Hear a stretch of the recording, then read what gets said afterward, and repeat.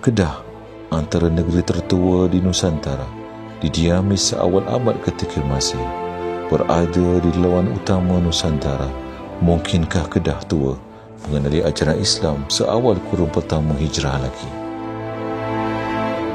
Menyurut kembali sejarah kedatangan Islam ke alam Melayu, khususnya di negeri Kedah, yang telah menyumbang kepada perubahan corak kehidupan masyarakat, iaitu terkenalnya tokoh-tokoh ulama yang tersohor dalam pelbagai bidang agama, antaranya pengajian ilmu hadis.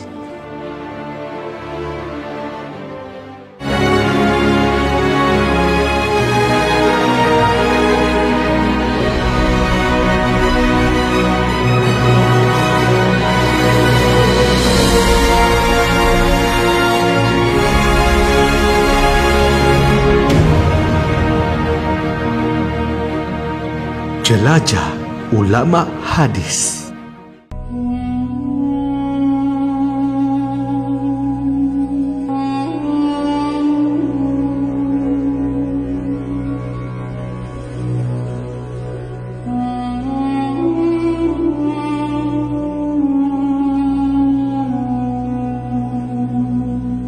Ilmu hadis tidak terlepas dari genggamannya. Begitulah hakikatnya kehebatan tokoh ulama hadis di negeri ini. Beliau ialah Datuk Mursyid Diraja, Datuk Paduka Dr. Syekh Muhammad Badruddin bin Haji Ahmad, atau lebih kenali sebagai Pak Lang.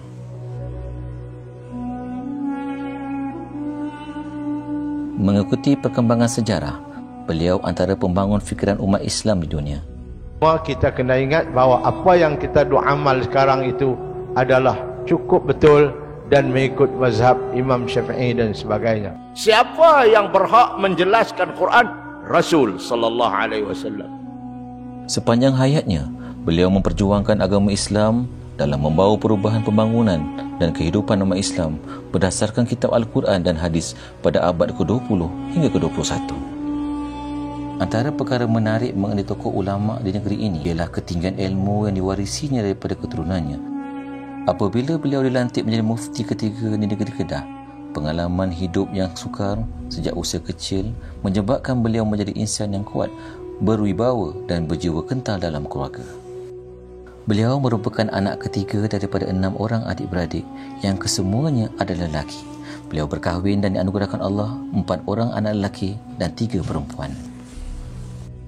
Beliau dilahirkan di Kampung Hutang Palas, Mukim Kepelu, Kodiang, Kedah pada 2 Oktober 1947.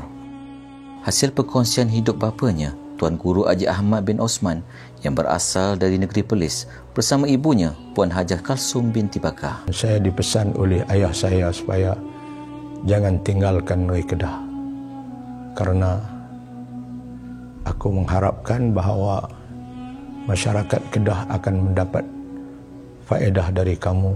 Kaum kamu ialah orang Kedah. Orang Kedah lah yang kamu besar daripada Kedah, dan mereka juga membantu kamu dalam pengajian, maka kamu kena balik bagi ilmu kepada mereka, bukan kepada orang lain. Ayahnya, Tuan Guru Haji Ahmad bin Osman, merupakan tokoh ulama tersohor di negeri Kedah dan juga merupakan pengasas kepada pusat pengajian Islam berorientasikan pondok bernama Sekolah Islam Nahdah Wataniyah, atau dikenali sebagai Maktab Pengajian Islam Kedah MPIK, yang terletak di Kampung Hutang Palas, Kodiang, Kedah dan masih beroperasi sehingga kini. Merasakan dirinya masih dahagakan ilmu bagi menentukan hala tujuan dalam kehidupan seorang pendakwah, beliau memulakan hidup dengan merantau dan berjaya mendapat pengajian sebagai penuntut di Universiti Darul Ulum Nadwatul Ulama Lucknow, India pada tahun 1980. Selama 3 tahun dalam bidang hadis dan tafsir, beliau telah berjaya mendapat gelaran sarjana muda. Tidak setakat kesungguhannya dalam bidang ilmu hadis dan Al-Quran, beliau meneruskan pengajiannya di Universiti Al-Azhar Mesir selama 8 tahun dalam bidang ilmu hadis. Dengan berkat usaha, tekun dan kesungguhan, beliau telah berjaya memperolehi sarjana master peringkat mumtaz setelah menyampaikan tesis 1000 muka surat yang menghuraikan dan mengkategorikan Sunan Baihaqi di bawah seliaan Profesor Dr. Muhammad Omar Hashim, Rektor Al-Azhar. Mengenangkan sumbangannya yang besar dalam bidang dakwah dan juga kepada masyarakat Islam, sekembalinya beliau ke tanah tercinta iaitu negeri Kedah, beliau telah berkhidmat di beberapa sekolah-sekolah di Jabatan Agama Islam Kedah. Pada tahun 1989, beliau meneruskan kerjaya beliau dengan menyandang jawatan pengetua di Maktab Pengajian Islam Kedah MPIK sehingga kini.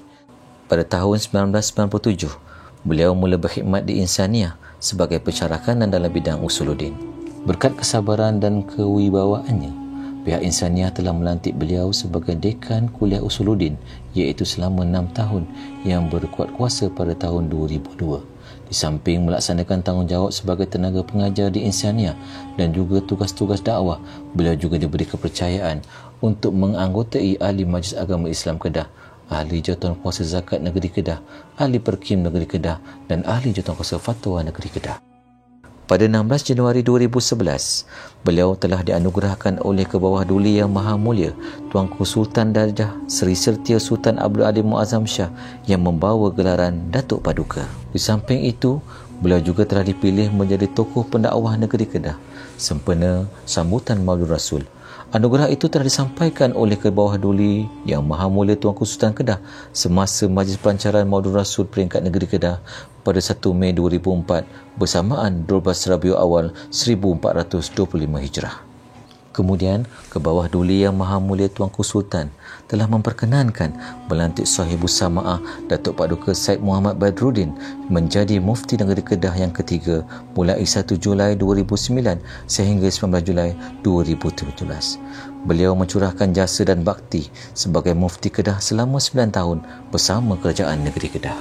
Ternyata khidmat yang tercurah sepanjang memikul amanah ini menyebabkan tokoh mufti ini begitu harum namanya dan berpengaruh khususnya di negeri Kedah dan di luar negara umumnya. Cara beliau mendidik anak-anak ini daripada kecil agak tegas.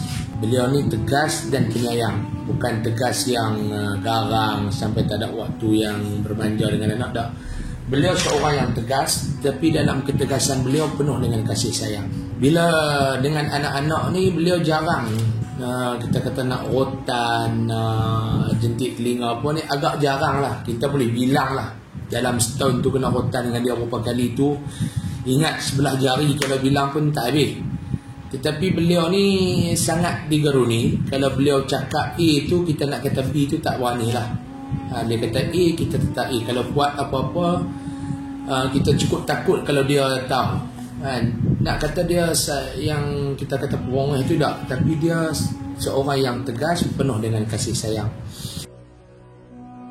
Ketegasan dan kasih sayang beliau ni bukan sekadar kami sebagai anak-anak ini yang dapat merasai. Anak-anak murid beliau pun dapat merasai apa yang, kalau orang yang kenal dengan beliau, mereka boleh tahu apa yang saya cakap. Dia suka duduk dengan budak-budak, dia suka peluk budak-budak, dia suka sayang budak-budak. Itu jugalah dia dengan anak-anak. Sifat istiqomah dalam amalan doa dan kepercayaannya telah menjadikan beliau bukan sebagai sosok yang sangat dihormati. Penghormatan beliau bukan sahaja diiktiraf oleh masyarakat di negara ini, bahkan juga di peringkat antarabangsa, sehingga melayakkan beliau diberi amanah sebagai Mufti ketiga negeri Kedah. Malah, sifat terpuji yang dipupuk sejak lahir disulami ketokohan beliau dalam bidang dakwah menjadikannya seorang insan yang disegani oleh kawan dan lawan. Apa yang menyayat hati berkenaan beliau ialah kepahitan dan keperitan dalam menempuh alam pengajian tinggi ketika dalam dan luar negara. Ini kerana beliau tidak mendapat sebarang bantuan beasiswa dan pinjaman daripada pihak kerajaan. Faktor ini membuatkan beliau sering dibelenggu oleh masalah kewangan. Perkara yang paling menyedihkan apabila beliau terpaksa menghubung dengan rakan untuk menghabiskan pengajian dengan mencebit tesis ketika menyambung pengajian di peringkat master. Akibat kelebihan kos pembelanjaan dan tertangguh disebabkan oleh pemergian ayahandanya buat selama-lamanya. Walaupun telah banyak menghadapi masalah dan cabaran, beliau tetap bersyukur kerana telah berjaya menjadi seorang pelajar yang cemerlang dalam akademik dan tidak pernah kenal erti putus asa. Berpegang kepada prinsip kesusahan bukan penghalang untuk mencari ilmu telah membawa kejayaan kepada beliau. Beliau sebagai seorang yang gigih dalam menyampaikan ilmu, dan saya dapati sepanjang menemani dan menyediakan beliau sejak daripada tahun 2009 hinggalah tahun 2017, iaitu selama 8 tahun kami bekerja bersama, khususnya kepada saya bahasa bertuah kerana dapat mendampingi beliau dan membantu beliau dalam urusan pekerjaan khususnya di Jabatan Mufti dalam menguruskan hal ehwal kefatwaan, memperlihatkan bahawa sumbangan beliau itu sangat besar dan begitu berkesan kepada seluruh masyarakat. Kerana Datuk Mursyid Diraja apabila dalam menyampaikan ceramah, kuliah, ketika mengajar, itu seolah macam cara penyampaiannya itu dapat diterima oleh pelbagai lapisan masyarakat, baik golongan tua ataupun golongan muda. Beliau itu mencurahkan bakti dan ilmu khususnya dalam bidang pengajian hadis ini kepada seluruh masyarakat di negeri Kedah khususnya, dan juga di beberapa negeri di wilayah utara Malaysia ini amnya. Kepentingan ilmu bersumberkan Al-Quran dan Sunnah menjadi tunjang pegangannya, dan beliau sangat mengutamakan ajaran Ahlussunnah wal Jamaah. Ketinggian ilmu agama dalam bidang hadis dan sebagai tokoh mufti negeri Kedah dalam urusan hal ehwal agama sentiasa menjadi rujukan masyarakat Islam di negara ini. Sikap merendah diri dan saling menghormati golongan masyarakat adalah tersifat terpuji yang melayakkan beliau menjadi tokoh dan ulama terkenal di Malaysia yang sewajarnya dikenang sepanjang zaman. Menurut Datuk Syekh Muhammad Badruddin, seorang pendakwah atau da'i bukan hanya perlu pandai berceramah, tetapi perlu juga memiliki khazanah ilmu di dalam dada. Di samping itu, ciri-ciri akhlak mulia perlu ada pada pendakwah jika mereka mahu mengajak masyarakat ke arah amal ma'ruf nahi munkar. Seterusnya, da'i perlu mengenali sasarannya dalam menggarap semangat mereka menuju kepada Allah Subhanahu wa taala. وَمَا أَرْسَلْنَا قَبْلَكَ إِلَّا رِجَالًا نُوحِي إِلَيْهِمْ فَاسْأَلُوا أَهْلَ الذِّكْرِ إِن كُنتُمْ لَا تَعْلَمُونَ